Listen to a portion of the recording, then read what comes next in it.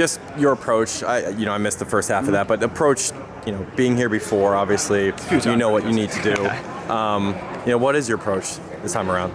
Just trying to find things that worked in the past and apply. I mean, it's funny, we actually booked the house on complete accident. That's in the exact same neighborhood as what it was in 2021. And we're like, what I do in 21. We went back and looked at splits. We went back and looked at some of the schedules I sent day of races, and we're just like, it obviously works. So we're just trying to buy on what I've done in the past and the confidence. And I mean, I could be the most confident dude in the world, but stepping out there, still nerve-wracking every time after almost a decade of USAs and championship races like this. But it's fun to mix it up out there and race guys like that tomorrow and into the weekend. And it's been a long time since I've been nervous and kind of jittery like this for a race, so it's fun.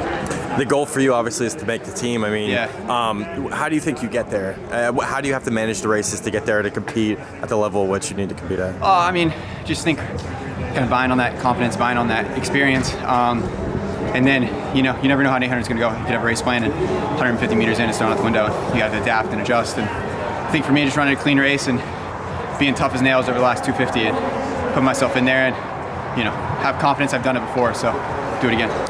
And has the 800 changed? You're 29 right now. You've run it for such a long time. Has the 800 changed in terms of how it's run today? And I mean, there's less guys who are going to hammer that 49, 50 second, but it doesn't mean it doesn't happen. I mean, I think if anything, the 800 is going to be even more unpredictable than what's ever been. I think the Diamond League circuit's the most unpredictable it's ever been. I mean, it used to be, you had front runner guys and you had a list of 4 or 5 guys you knew it when the race. They're going to hammer the first lap and go through in 116, 117, and you can drag it out to it. And now it's like we're going through in 118, 119, and still running 143, 144. So I think for me, I run 43 mid, give or take a half second off of a lot of different paces in a lot of different ways, and from the back, from the front, from the middle. And I think just finding where I'm comfortable for the first 500 and chipping away down the backstretch like I'm good at, like I did today, and kind of having confidence that the last 120, 180, 60 meters is going to be there better than it's ever been.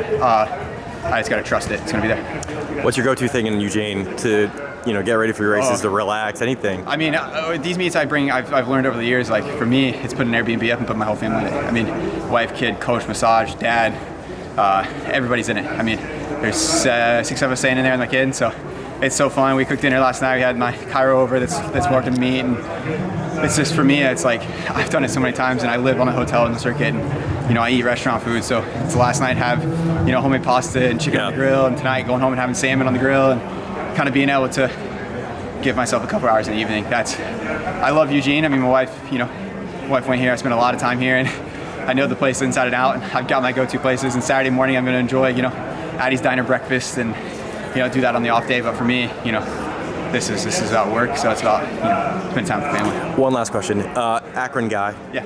LeBron James, his son just got drafted to the Lake. Did you see it? When I was laying on the warm-up table, I saw it. Any feelings? I mean, it's cool. It makes me feel old because I watched LeBron when I was in high school. And,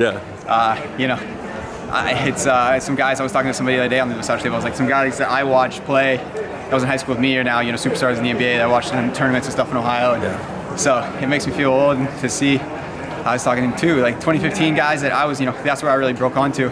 There's not many guys left that even were young guys then that are still in the circuit. I'm kind of holding it down for a few of the old heads here, so it's fun to hold it down for some of us. I appreciate it. Thank you. Thanks.